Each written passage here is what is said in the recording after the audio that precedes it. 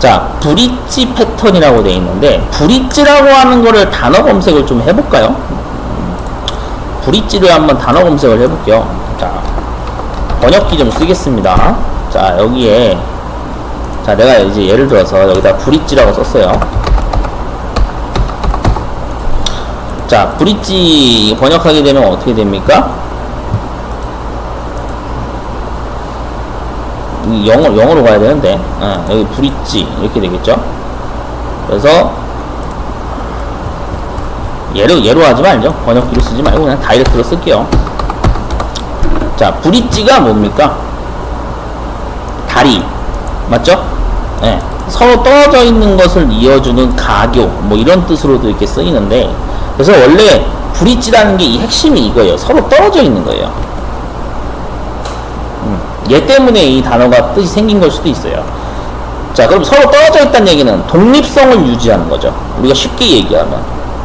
네, 독립성을 유지하는 겁니다. 그래서 여기 지금 설명 뭐라고 나와 있냐면, 이렇게 돼 있어요. 구연부에서 추상층을 분리시켜서 각자 독립적으로 확장이 가능하게 하는 패턴이 바로 브릿지 패턴입니다. 네. 아니, 좀 약간 엇갈릴 수 있어요. 브릿지면은 다리를 이어서 연결하는 거니까 서로 결합되는 거 아닌가? 생각할 수 있는데, 아니에요. 결합이 아니고 독립성을 유지하게 해주는 겁니다. 독립성을. 그게 브릿지 패턴이에요. 예. 그러니까 개념을 잘 잡으셔야 됩니다. 그래서 여기서 말하는 이 브릿지 패턴은 얘를 얘기하는 거고, 지금 이 설명이 적혀 있는 얘는 브릿지가 아니라 뭐가 된다? 재사용을 할 수 있다. 클래스를 재사용하는 거는 어댑터 패턴에 대한 설명이라고 볼 수가 있겠죠. 네, 이해되셨죠? 이렇게 되는 겁니다. 자, 계속해서 보도록 하겠습니다. 7번. 자, 요구사항 분석이 어려운 이유가 아닌 거. 자, 우리가 요구사항 분석이라는 거를 할 때 실제로 어떻게 돼 있냐면, 굉장히 이 요구사항 분석이 어렵습니다. 실제로. 왜 그러냐면은, 아까도 제가 설명드렸지만, 자, 요구사항 분석이라고 하는 거는 이런 거예요. 자, A라는 어떤 학교 측에서, 개발 업체에다가 필요한 기능들을 전부 요구사항으로 요청을 해야 되거든요. 근데 이 개수가 당연히 그냥 한두 가지로 끝날까요? 엄청나게 많은 N개의 요청사항이 있을 거란 말이죠. 그러면 굉장히 프로그램이 나중에 이제 프로그램에 넣어야 되는 기능이 많이 추가되면 추가될수록 복잡해지겠죠. 그러니까 당연히 어려운 거예요. 그러면은 이게 어려운 이유가 몇 가지가 있는데, 거기서 설명이 틀린 거를 이제 찾아보도록 하겠습니다. 자, 1번. 개발자와 사용자 간의 지식이나 표현의 차이가 커서 상호 이해가 쉽지가 않다. 그렇죠. 지식이나 표현의 차이가 서로 발생될 수밖에 없어요. 예를 들면 이런 거예요. 자, A 학교 측에서는 요구한 사항이 예를 들어서 이런 게 있어요. 로그인을 학번과 암호를 사용해서 학생들이 접속할 수 있도록 기능 동작을 설계해달라 요청을 했다 이거예요. 이런 식으로 이렇게 갈 수 있게 해달라 요청을 했어요. 그런데 개발업체 측에서는 학번하고 암호 말고 로그인을 그냥 아예 개별적으로 네이버에서 사용하듯이 아이디하고 그냥 암호를 사용해서 로그인 하는 방식이 괜찮지 않겠느냐. 이제 회의를 하면서 서로 비교한 거죠. 그럼 의견 충돌이 일어나겠죠. 학교 측에서는 학번하고 암호를 사용해서 로그인하는 걸 원하는데, 개발업체 측에서는 학번은 좀 그런 용도로 쓰긴 그러고 아이디하고 그냥 암호를 써서 하는 게 편하지 않을까요? 아니면 이메일을 뭐 써서 하는 게 편하지 않을까요? 이렇게 요청할 수도 있는 거죠. 맞죠? 이게 의견의 차이가 있을 수가 있죠. 그래서 1번은 당연히 그러한 상호 이해가 미스가 날 수 있다는 얘기죠. 자, 그 다음에 2번. 사용자의 요구는 예외가 거의 없어서 열거와 구조화가 어렵지 않다? 아니죠. 굉장히 어렵게 되는 거죠. 예외가 있죠. 예외사항이 발생될 수밖에 없어요. 예를 들면 이런 거예요. 자, 로그인을 했다 이거예요. 만약에 수강 신청 시스템에서 자 15분 동안 사용을 안 하면 세션 만료를 시켜서 로그아웃 처리를 해라, 이렇게 요청이 만약에 들어왔다 이거예요. 학교 측에서. 그러면 학교에서는 이 수강 신청 시스템이 이렇게 동작을 했으면 좋겠는데 개발업체 측에서는 이걸 15분이 아니라 15분 너무 짧지 않나요? 한 30분 정도로 그냥 조절하는 게 어떻겠냐. 어떻게 되는 겁니까? 예외 상황이 발생되는 거죠. 그리고 이거에서 만약에 예를 들어서 이 시간을 15분 내지 30분 어떤 제한 시간을 뒀는데, 예를 들어서 수강 신청을 하고 있는 와중에 대기열 현상으로 인해서 기다리다가 세션 만료 규칙이 적용되면 결국 로딩이 끝나고 로그아웃 처리가 돼버리는 억울한 예외 상황이 발생될 수 있는 거죠. 맞죠? 당연한 얘기죠. 이거 실제 큐넷 사이트에서도 이런 일이 벌어졌었는데, 최근에 그 시험 예약하다가 아니 대기열을 탔어요. 근데 15분인가 30분 동안 사용을 안 해서 결국에는 자동으로 세션 만료로 로그아웃 처리되는 규칙 때문에 내가 대기열을 기껏 기다렸더니 로그인을 다시 하래요. 그럼 어떻게 된 겁니까? 예외 상황이 발생된 거죠. 네, 이런 경우가 엄청나게 많이 발생된단 말이에요. 그래서 우리가 요구사항에는 예외가 굉장히 발생될 확률이 높다, 이겁니다. 네, 바로 이러한 이유들이 존재하는 거죠. 그래서 결국 2번은 잘못 설명되어 있다라고 우리가 볼 수가 있겠죠. 네, 우리가 일상에서 일어나는 지금 일들을 그대로 말 그대로 이 요구사항 분석에서 적용이 되는 거기 때문에 어렵지 않아요. 네, 일상에 일어났던 사례를 보시면은 충분히 우리가 납득을 할 수가 있습니다. 그래서 2번이 여기서는 틀린 겁니다. 자, 3번 한번 볼게요. 사용자의 요구사항이 모호하고 불명확할 수가 있어요. 네, 지금처럼 자 그냥 단순히 15분 사용을 안 하면은 세션 만료시켜서 로그아웃 처리해달라고 만약에 개발업체 측에 요청을 했어요? 그러면 어떻게 되는 거예요? 이것만으로는 너무 애매한 상황이다. 이거에 대해서 추가적인 다른 상황이 발생되는 건 없겠느냐. 아까 방금 말씀드렸듯이 예외 상황이 발생될 수 있다고 그랬죠. 그러니까 요구사항이 명확해야 되는데 명확하지 않는 것들이 발생될 확률이 높다는 얘기입니다. 그래서 3번도 맞는 설명이고요. 4번 소프트웨어 개발 과정 중에 요구사항이 계속 변화할 수 있죠. 맞죠? 예를 들어서 자 지금도 똑같아요. 15분 동안 이걸 만료시켜서 로그아웃 처리하라고 했는데 막상 이제 이 개발을 했더니 학교 측에서 중간에 변경 요청이 왔어요. 아 45분으로 저기 세션 만료를 시켜달라. 그렇게 될 수도 있잖아요. 변경 사항이 막 발생되는 게 많죠. 4번도 그래서 맞는 설명이죠. 그래서 여기서는 네, 2번이 적절하지가 않다라고 우리가 판단할 수가 있는 거죠. 네, 쉽게 찾을 수 있겠죠. 네, 이렇게 어떤 실제 개발 현장에서 일어나는 사례 같은 거를 좀 몇 가지 찾아보시면은 이런 사례를 딱 보고 이게 이런 이유 때문에 이런 게 발생될 수가 있구나라는 거를 캐치할 수가 있습니다. 자, 이 설명 다 읽어보시면 되겠고요. 자, 8번입니다. 소프트웨어 아키텍처 설계에서 시스템 품질 속성이 아닌 것은.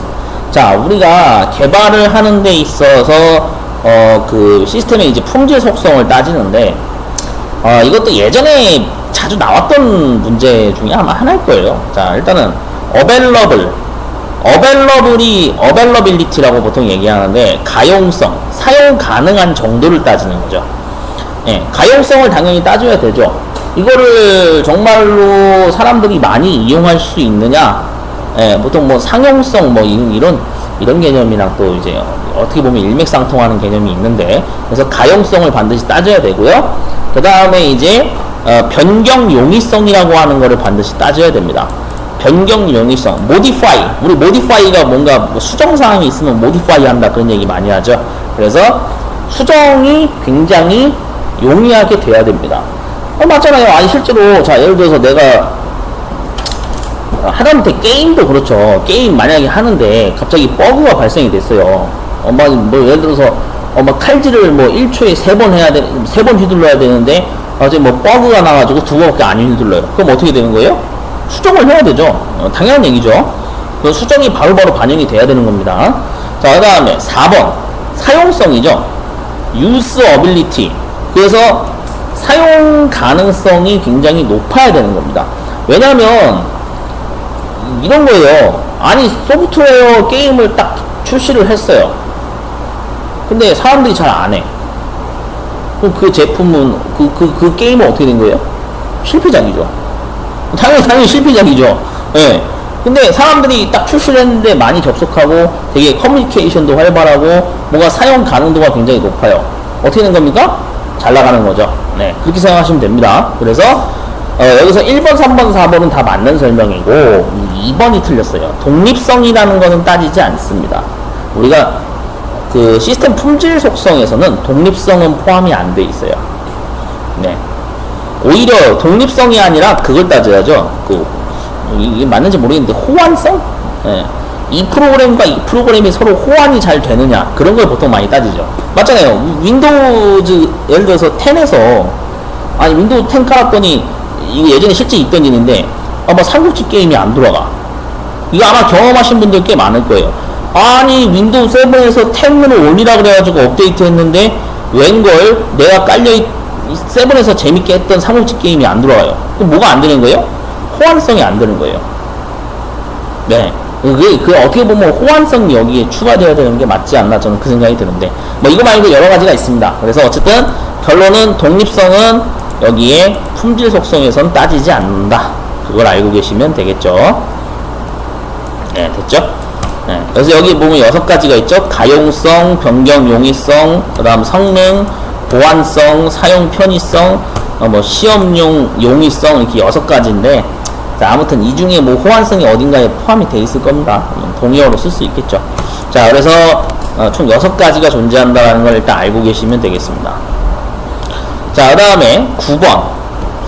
자, 다음 설명에 해당하는 시스템으로 옳은 것은 무엇이냐. 자, 시스템 인터페이스를 구성하는 시스템으로 연계할 데이터를 데이터베이스와 어플리케이션부터 연계 테이블 또는 파일 형태로 생성해서 송신하는 시스템이다. 이거 뭐 아예 정답을 그냥 알려줬네요. 보내는 시스템이니까 송신 시스템이죠. 당연한 거죠. 보낸다고 그랬잖아요. 예, 이거 뭐 더 이상 읽어볼 필요가 없죠. 3번이 정답이죠. 끝났죠?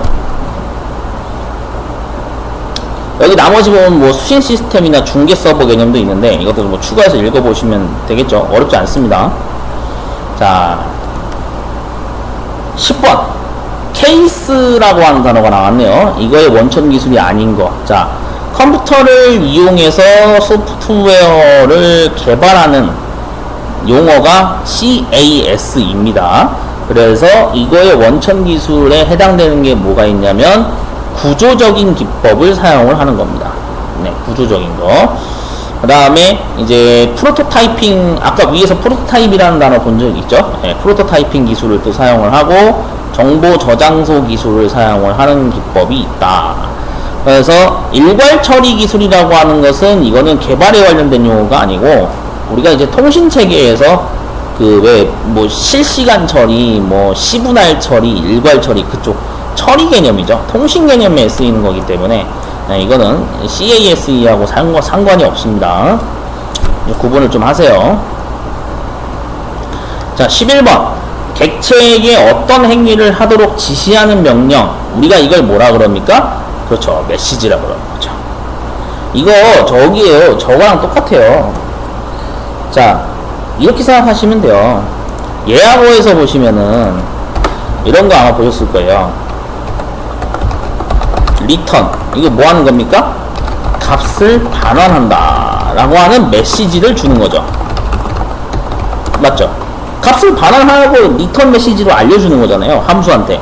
그러면 또 반대로 함수에서 메인 함수 쪽에서 어떤 전달되는 값을 임의로 내가 만든 함수에서 넘겨받아요. 그럼 뭐 하는 거예요? 파라미터. 이런 거 어떻게 합니까? 값을 넘겨받는 거죠. 그러니까 정확히는 이렇게 메시지를 넘겨받는 역할을 하는 게 파라미터죠. 맞죠? 예, 이런 거 알고 계셔야겠죠? 그래서 이게 메시지입니다. 메시지. 정답은 메시지예요. 자, 12번. 서브 시스템이 입력 데이터를 받아 처리하고 결과를 다른 시스템에 보내는 작업이 반복되는 아키텍처 스타일이 뭐냐? 자, 서브 시스템이라고 하는 거는 우리가 이제 이런 거 생각하시면 돼요. 자, 이렇게 생각하면 될 것 같은데. 자, 여기 메인이 있어요. 그 다음 여기 서브 시스템이 있어요. 그러면은 얘는 보조를 하는 역할이죠. 얘는 주가 되는 거죠. 네, 이렇게 돼요.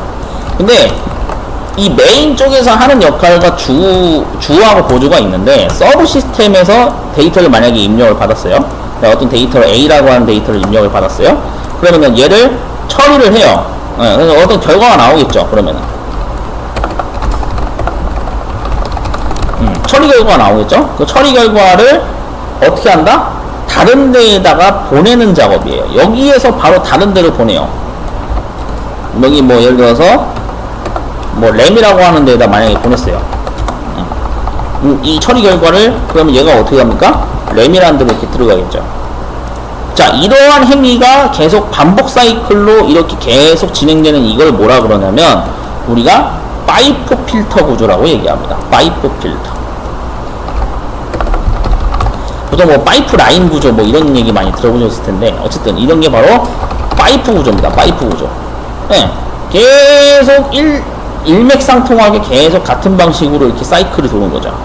네, 이게 파이프 구조라고 보통 우리가 얘기를 합니다. 그래서 4번이 정답이 되겠죠.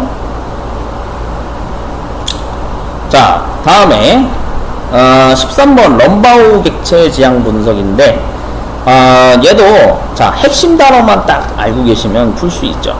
럼바우 객체 지향 분석에서 말하는 분석 활동 3가지 있죠. 먼저 객체 모델링입니다. 객체 모델링. 자, 객체 모델링. 즉 아까 객체 지향으로 실컷 제가 떠들어서 얘기했던 거, 네, 그거고, 그 다음에 동적 모델링입니다. 즉 움직임, 어떤 변화가 자주 일어날 수 있는 거의 형태를 갖춰야 된다 이거죠. 왜냐면 맞잖아요. 예를 들어서 자, 우리가 뭐 흔히 말하는 확장함수 개념이랑 똑같아요. 그냥 일반 뭐 새가 예를 들어서 날아다니는 거는 그냥 fly라고 하는 함수를 하는데, 예를 들어서 뭐 독수리가 이제 날아다니는 함수 fly와 그 다음에 뭐 비둘기가 날아다니는 함수의 fly는 서로 형태가 다르죠. 다르잖아요. 아니, 날아다니는 그 날갯짓 하는 폭도 다르고, 비둘기가 나는 거나 독수리가 나는 거나 당연히 독수리가 더 잘 날겠죠. 당연한 얘기죠. 네, 그래서 동적 모델링이 여기서 필요한 거겠죠. 그 다음 기능 모델링이라고 하는 게 뭡니까? 바로 이 함수를 얘기하는 거죠. 맞죠? 네, 이런 개념입니다. 그래서 객체, 동적, 기능 모델링 이 3가지가 반드시 들어가야 되는 거죠. 럼바우 객체 지향 기법에서는. 자, 그래서 13번도 공식처럼 그냥 아예 숙지하고 계시면 쉽게 맞출 수가 있겠죠. 자, UML 다이어그램이 아닌 것은, 자, UML 다이어그램이라고 하는 게 또 단어가 나오면 일단 생김새를 봐야죠. 어떻게 생겼는지. 맞아요. 유스케이스 다이어그램도 아까 보셨잖아요. UML 다이어그램 어떻게 생겼는지 한번 볼게요. 자, UML 다이어그램 한번 보도록 하겠습니다. 자, 여기 얘 아니고요. 그림 형태로 보는 게 제일 빨라요.